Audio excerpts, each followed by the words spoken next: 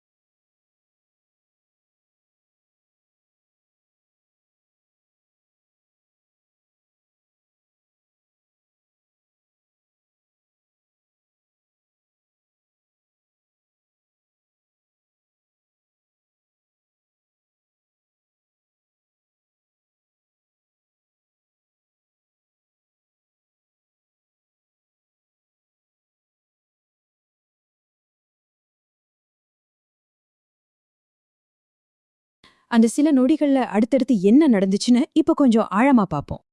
முதல்ல அந்த விமானத்தோட பின்னணிய தெரிஞ்சுக்குவோம். இது இட்டாலியோட வெனிஸ் நகரத்திலிருந்து நியூயார்க் விமான நிலையத்துக்கு வந்துகிட்டு இருந்த யுனைடெட் ஏர்லைன்ஸ் நிறுவனத்தோட ஒரு நீண்ட தூர விமானம். நியூயார்க் விமான நிலையத்துல தரையிறங்குறது அப்படிங்கிறது கொஞ்சம் சிக்கலான ஒரு விஷயம்தான். பல மணி நேரமா வானத்துல பறந்துட்டு வந்து தரையிறங்குற அந்த கடைசி கட்டத்துல தான் இந்த ஒரு மிகப்பெரிய சிக்கலே ஆரம்பிச்சிருக்கு. இங்க நாம வெறும் ஒரு இயந்திர கோளாற பத்தி மட்டும் பேசல, மனித உயிர்களோட மதிப்ப பத்தி பேசிட்டு இருக்கோம். அந்த விமானத்துல 200க்கும் மேற்பட்ட பயணிகளும் விமான குழுவினரும் இருந்திருக்காங்க. வானத்துக்கும் பூமிக்கும் நடுவுல அந்த சில வினாடிகள்ல அவங்க உசுறு கையில தானே இருந்திருக்கும். இத நினைக்கும் போதுதான் அந்த விபத்தோட தீவிரம் நமக்கு முழுமையா புரியுது. அந்த திக்கலான வினாடிகளை கொஞ்சம் உற்று கவனிப்போம். 0 வினாடிகள்ல, அதாவது விமானம் கீழே இறங்க ஆரம்பிக்குது. சரியா அடுத்த 3வது வினாடியில அதோட சக்கரம் நெடுஞ்சாலையில இருந்த ஒரு பெரிய மின் கம்பத்துல பயங்கரமா மோதுது. அடுத்த 2 வினாடியில, அதாவது 5வது வினாடியில ரோட்ல போயிட்டு இருந்த ஒரு பெரிய டிராக்டர் ட்ரெய்லர் லாரி மேல விமானம் முரச, உடைந்த பாகங்கள் எல்லாம் ரோடு முழுக்க சிதறுது. ஆனா அதுக்கப்புறம் ஒரு மிகப்பெரிய அதிசயம் நடந்திருக்கு. அடுத்த 120 வினாடிகள்ல, அதாவது 2 நிமிஷத்துல சேதமடைஞ்சிருந்தாலும் அந்த விமானம் நியூயார்க் விமான நிலையத்துல ரொம்பவே பாதுகாப்பா தரையிறங்கிருச்சு. பகுதி 3. ஒரு அற்புதமான பின்விளைவு. இவ்ளோ பெரிய சம்பவத்துக்கு அப்புறம் என்ன நடந்துச்சு அப்படிங்கிறது உண்மையிலே ஒரு பெரிய ஆச்சரியம்தான். நூற்றுக்கணக்கான டன் எடையுள்ள ஒரு பிரம்மாண்டமான விமானம், அதுவும் ஒரு ஹைவேல போயிட்டு இருந்த வண்டி மேல மோதியும் கூட அந்த போயிங் 767 அதோட கட்டுப்பாட்டை கொஞ்சம் கூட இழக்கல. விமானிகள் ரொம்பவே சாமர்த்தியமா செயல்பட்டு விமானத்தை பத்திரமா தரையிறக்கியிருக்காங்க. உள்ள இருந்த 200 பேருக்கும் எந்த ஒரு சிறு காயமும் படல. அதை விட பெரிய அதிசயம் என்னன்னா, விமானம் மோதின அந்த லாரி டிரைவருக்கு கூட உயிருக்கு ஆபத்து இல்லாத சின்ன சின்ன காயங்கள் மட்டும்தான் ஏற்பட்டுச்சு. ஒரு மாபெரும் பேரழிவு அப்படியே நூலிழையில தவிர்க்கப்பட்டிருக்கு. அந்த லாரி டிரைவரோட மனநிலைமை எப்படி இருந்திருக்கும்னு கொஞ்சம் நினைச்சு பாருங்க. தனக்கு நேரா அவ்ளோ பெரிய ஒரு விமானம் வந்து மோதுறத பார்த்த அந்த நிமிஷத்துல நம்ம கண்டிப்பா உசுரோட தப்ப மாட்டோம் தான் அவரு நினைச்சிருக்காரு. இந்த ஒரு சின்ன வார்த்தை அந்த நெடுஞ்சாலையில நிலவுன மரண பயத்தையும் திக் திக் மனநிலையும் நமக்கு ரொம்பவே தெளிவா உணர்த்துது இல்லையா? பகுதி 4. நினைத்துப் பார்க்க முடியாததை விசாரித்தல்.